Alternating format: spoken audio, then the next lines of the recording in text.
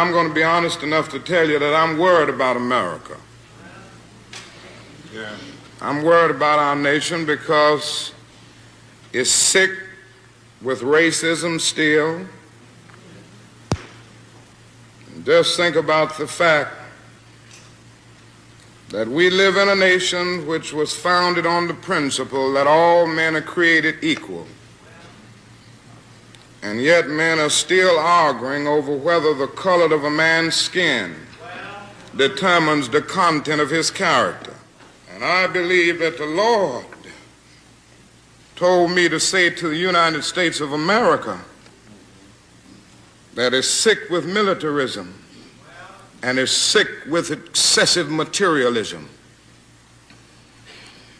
Have you ever thought about it? There are between 38 and 50 million people in the United States of America who are poverty-stricken, making income less than the poverty level. And yet, this is the richest nation in the history of the world. Our national gross product this year will go beyond $800 billion. And yet, there are between 38 and 50 million people who are poverty-stricken. Now, something wrong. A lot of people are afraid to say it. But I don't mind saying it. You see, somebody said to me the other night, don't you think, Dr. King, you are going to have to start speaking more in terms of the administration's policy?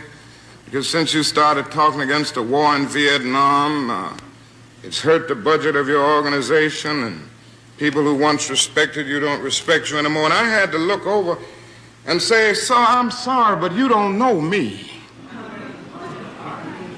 I'm not a consensus leader.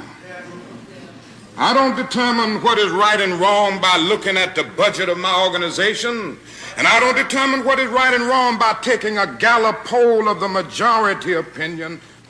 And so, because there's something wrong, our struggle must continue. And what we must see is that our nation's summers of riots are caused by our nation's winters of delay.